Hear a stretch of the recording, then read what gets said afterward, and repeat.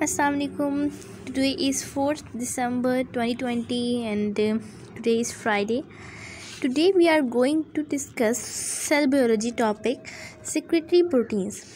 तो जैसा कि हमने लास्ट टाइम जो टॉपिक पढ़ा था उसका नाम था एंडोमेम्ब्रेन सिस्टम, जिसमें हमने पढ़ा था कि किस तरह एक ऑर्गेनेली में जो भी प्रोटीन या जो भी वेसिकल बनते हैं वो किस किस तरीके से जो है वो किसी दूसरी जगह जा सकते हैं और किस किस तरीके से जो है वो हम उन वेसिकल्स को स्टडी कर पाते हैं या उन प्रोटीन्स को जो डिफरेंट ऑर्गेनेलिस में बन रही होती हैं।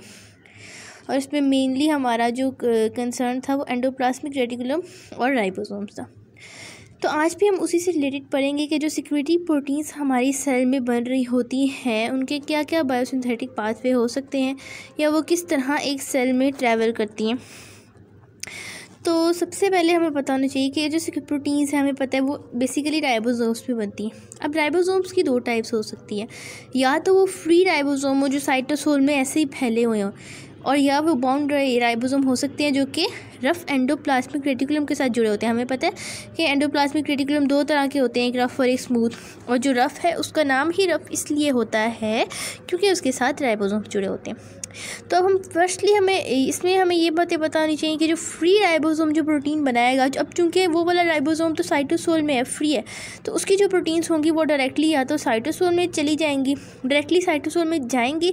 अब या तो वो वहीं पे जो है वो अपना बसेरा कर लेंगी, वहीं पे रहने लग जाएंगी, या फिर पॉसिबिलिटी है कि वो किसी भी ऑर्गेनेली के मेम्ब्रेन को पास करके किसी भी ऑर्गेनेली में भी जा सकते हैं, जिस तरह गोल्जी एपेटिस में जा सकते हैं, माइटोकॉन्ड्रिया में जा सकती हैं। तो जो साइटोसोल में प्रोटीन्स रह जाएंगी ना, उनकी हमारे पास एग्जांपल मेनली होती है कि जो ग्लाइकोलाइसिस की जो प्रोटीन्स होती हैं वो मेनली साइटोसोल के अंदर रहती हैं।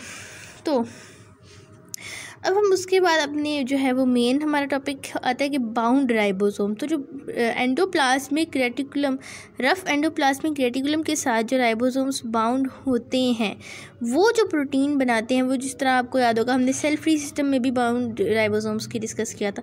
तो अब ये जो प्रोटीन्स बनाते हैं ये किस तरह कौन से बायोसिंथेटिक पाथवे से ट्रैवल कर सकते हैं, तो वो हम देख लेते हैं। अब जो बाउंड राइबोसोम प्रोटीन बना रहा है उसके पास एक स्पेसिफिक सीक्वेंस है। अब हमारे दिमाग में सवाल आता है कि what is the site of synthesis of protein, यानी प्रोटीन कहाँ बन रही है, प्रोटीन कहाँ बन रही है, ये हमें पता लगता है एक सिग्नल सीक्वेंस से। What is signal sequence? Signal sequence is basically a specific sequence of amino acid on the end terminal of protein। यानी आपको पता है कि ट्रांसलेशन के दौरान जो राइबोसोम प्रोटीन बना रहा है उसके एंड टर्मिनल पे एक स्पेसिफिक अमाइनो एसिड का सीक्वेंस है जिसमें 6 to 15 hydrophobic amino acid present हैं, उसे हम बोलते हैं सिग्नल सीक्वेंस। और इसे हम newly formed partial peptide sequence भी कहते हैं, क्योंकि ये जो न्यूली फॉर्म्ड प्रोटीन बन रही है ये उसमें उस एरिया में जो है वो प्रेजेंट है।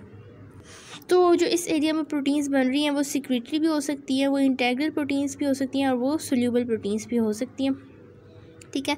और ये जो एंड टर्मिनल जो कि एक स्पेसिफिक अमाइनो एसिड का सीक्वेंस है वही जो है ट्रिगर करता है या फिर वो कॉज करता है कि जो हमारा पार्शियल अमाइनो एसिड का सीक्वेंस है वो एंडोप्लाज्मिक रेटिकुलम के पोर से गुजर के उसकी सिस्टर्नल स्पेस में चला जाए जहाँ वो मॉडिफाई होगा, ठीक है।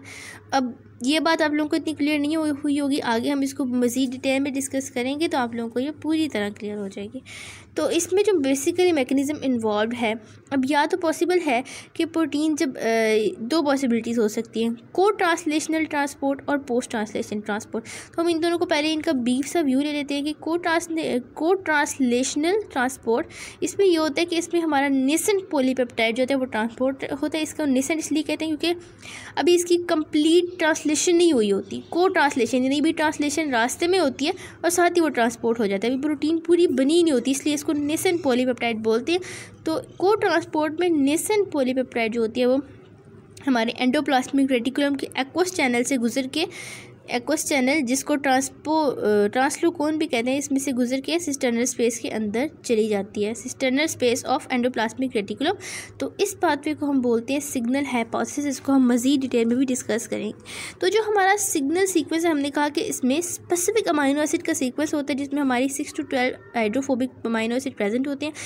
इसको कौन रिकग्नाइज़ करता है? इसको रिकग्नाइज़ करता है सिग्नल रिकग्नाइजेशन पार्टिकल, इसे हम SRB भी बोलते हैं। तो ये जो पार्टिकल है ये इस सिग्नल सीक्वेंस को रिकग्नाइज करके उसके साथ जाके अटैच हो जाता है। तो जब ये पार्टिकल इस सिग्नल सीक्वेंस के साथ अटैच होता है तो ये प्रोटीन सिंथेसिस को टेम्प्रेरी तौर पे स्टॉप कर देता है, यानी ये ट्रांसलेशन को स्टॉप कर देता है। तो जब ये ट्रांसलेशन को स्टॉप कर देता है तो यही जो है सिग्नल रिकग्नाइजेशन पार्टिकल ये जो है हमारा सीक्वेंस नेसेंट पॉलीपेप्टाइड और राइबोसोम को लेके जाता है कि ये जो है वो एंडोप्लाज्मिक रेटिकुलम की सिस्टर्नल स्पेस के अंदर चले जाएँ। तो अब किस तरह वो जाते हैं कि जब ये लेके जाते हैं उसको एंडोप्लाज्मिक रेटिकुलम के पास, तो उसकी मेम्ब्रेन के पास, तो सबसे पहले जो SRP यानी सिग्नल रिकग्नाइजेशन पार्टिकल है वो हमारे मेम्ब्रेन पे मौजूद रिसेप्टर के साथ अटैच हो जाता है। जैसे ही वो रिसेप्टर के साथ अटैच होता है जो हमारा राइबोसोम साथ है वो ट्रांसलोकोन जो कि हमने बताया एक्वस चैनल होता है उसके साथ अटैच हो जाता है। और इसके अलावा जो हमारा सिग्नल पेप्टाइड है जिसने बेसिकली अंदर जाना है वो हमारे अल्फ़ा हेलिक्स ऑफ ट्रांसपोजोन, ये ट्रांसपोजोन का एक पार्ट होता है, उसके साथ अटैच हो जाता है। और इन सारी अटैचमेंट्स के बाद जैसे ही हमारा जो होती है ये पेप्टाइड जो होती है वो अंदर सिस्टर्नल स्पेस में जाती है तो हमारा फ़ौरन जो है सिग्नल रिकग्नाइजेशन पार्टिकल वो रिलीज़ हो जाता है क्योंकि अब उसकी ज़रूरत ही नहीं रही। और जैसे ही अब जब ट्रांसलोकोन यानी जो पोर जब हमारा यूज़ में नहीं होता, यानी जब किसी भी कोई भी पेप्टाइड अंदर नहीं जा रहा है, कोई भी ये वाला SRP पार्टिकल जो है वो रिसेप्टर के साथ नहीं जुड़ा हुआ, तो उस वक्त हमारा ट्रांसलोकोन जो होता है वो क्लॉग होता है यानी क्लोज्ड होता है। और इस पोर का साइज़ बेसिकली 5 to 8 एंगस्ट्रॉम है। तो इस पोर से बेसिकली हमारा जो है वो अंदर जाते हैं पेप्टाइड। और इसका जो हम बेसिकली जो होता है ना इस ट्रांसलोकोन, अभी हम डायग्राम देखेंगे तो आप लोगों को मज़ीद क्लियर होगा। जो ट्रांसलोकोन पोर का साइज़ है, कभी कभार क्या होता है कि जो पेप्टाइड आ रहे हैं अंदर और जो पोर का साइज़ है, तो पेप्टाइड का साइज़ बड़ा हो जाता है और पोर का साइज़ जो होता है वो उससे छोटा हो जाता है। तो अब कैसे अंदर जाए, तो वो हमारे साइंटिस्ट ने स्टडी किया कि जो है जब पेप्टाइड अंदर जो है एंटर होता है cisternal space of endoplasmic reticulum, तो जो हमारा पोर है वो एक्सपैंड हो जाता है क्योंकि उसका साइज़ छोटा होता है। तो वो कैसे अंदर आएगा पेप्टाइड, तो हमारा जो पोर है वो एक्सपैंड होता है और फिर जो होता है हमारा पॉलीपेप्टाइड सिस्टर्नल स्पेस के अंदर एंटर करता है। तो जब हमारा ये हमने पढ़ लिया कि जब कंप्लीट इंसर्शन हो जाती है तो हमारा जो ट्रांसलोकोन जो कि एक पोर है या एक्वस चैनल है on the endoplasmic reticulum membrane वो क्लोज हो जाता है। तो उसके बाद हम पढ़ लेते हैं कि ट्रांसलोकोन की ओपनिंग और क्लोजर को कौन जो है वो मेंटेन रखता है, जो हमारा SRP पार्टिकल है और जो हमारा उसका रिसेप्टर है। SRP पार्टिकल जो है वो हमारा रिसेप्टर के साथ जाके जुड़ता है ना, इन दोनों चीज़ों के पास SRP और रिसेप्टर इन दोनों के पास एक प्रोटीन होती है जिसे हम G प्रोटीन बोलते हैं। अब G प्रोटीन की कॉन्फ़िगरेशन वो GDP भी हो सकती है, GTP भी हो सकती है, ये चेंज होती रहती है। तो अब ये जो G प्रोटीन है ये जब हाइड्रोलाइज होगी, ठीक है, यह इसके हाइड्रोलाइसिस से ही हमारा ट्रांसलोकोन जो है वो ओपन और क्लोज होगा, यानी जी प्रोटीन का हाइड्रोलाइसिस डिसाइड करेगी कि हमारे ट्रांसलोकोन ने ओपन होना है या क्लोज होना है। तो एक बार जब हमारी पेप्टाइड जो है या नेसेंट पेप्टाइड बेसिकली हमारा जब cisternal space of endoplasmic reticulum में एंटर हो जाता है तो एंडोप्लाज्मिक रेटिकुलम की सिस्टर्नल स्पेस में या ल्यूमेन में हमारे पास चेपरॉन्स होते हैं, चेपरॉन प्रोटीन्स, जो कि उस पेप्टाइड को मॉडिफाई करने में मदद करती है। मॉडिफाई कैसे कर सकती है, ये भी पॉसिबल है कि सिग्नल पेप्टिडेज आकर उस सीक्वेंस के एन सिग्नल को रिमूव कर दे, वही एन सिग्नल जिसके साथ हमारा जो था वो SRP पार्टिकल आके जुड़ा था, वही सिग्नल सीक्वेंस रिमूव हो जाएगा by the protein called signal peptidase. या पॉसिबल है कि उस नेसेंट पॉलीपेप्टाइड में हमारे कार्बोहाइड्रेट्स ऐड हो जाएं using the enzyme oligosaccharide transferase, और ये जो दोनों एंजाइम यूज़ हो रहे हैं बेसिकली इंटीग्रल प्रोटीन है। और ये भी पॉसिबल है कि यूजिंग द प्रोटीन डाइसल्फाइड इंडोलेज, ठीक है, इसको यूज़ करते हुए हमारा पॉसिबल है कि जो है प्रोटीन उसके साथ जो है वो 2 सल्फाइड लग जाए। तो जब 2 सल्फाइड ऐड हो जाएंगे तो वो एक मज़ीद स्टेबल प्रोटीन बन जाएगी।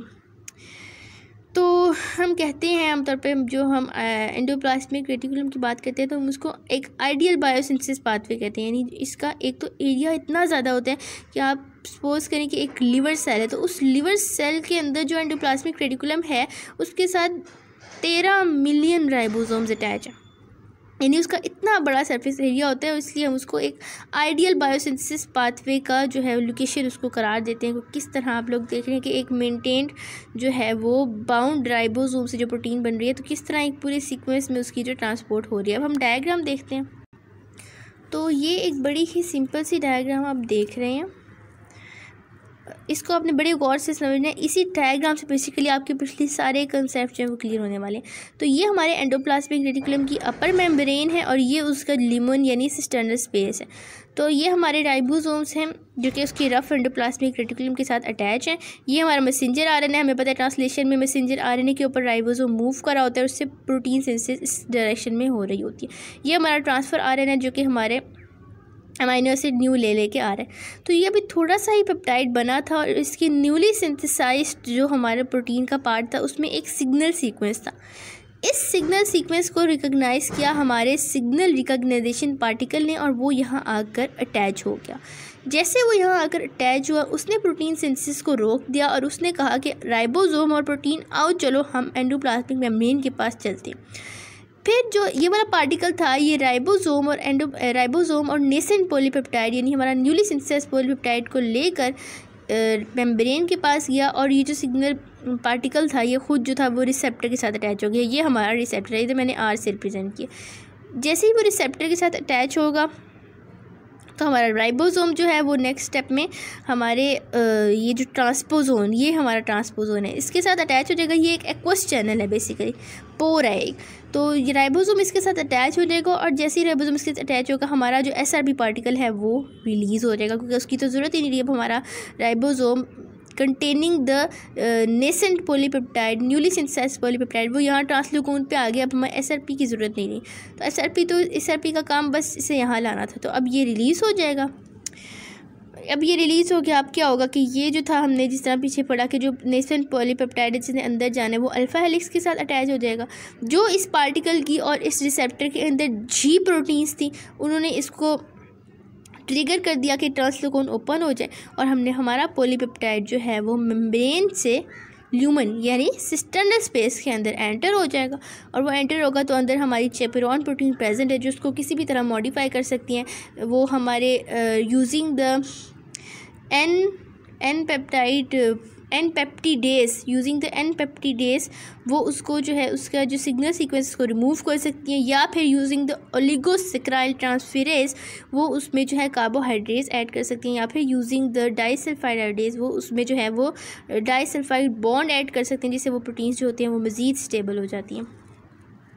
तो ये हमने एक बायोसिनेटिक पाथवे देखा कि किस तरह जो थी जो रफ़ एंडोप्लाज्मिक रेटिकुलम में हमारी जो प्रोटीन बन रही थी किस तरह उनके सिग्नल सीक्वेंस और उनके सिग्नल रिकग्नाइजेशन पार्टिकल के ज़रिए जो था किस तरह वो पहले मेम्ब्रेन के पास आए और जी प्रोटीन्स के ज़रिए वो ट्रांसल्यूकोन यानी एक्वस चैनल से पास करके ल्यूमन यानी सिस्टर्नल स्पेस में चले गए। तो इसी जो है वो एक मेंटेन्ड सीक्वेंस की वजह से और दूसरा उसके लार्ज सरफेस एरिया की वजह से हम कहते हैं कि endoplasmic reticulum is the location for an ideal biosynthetic pathway.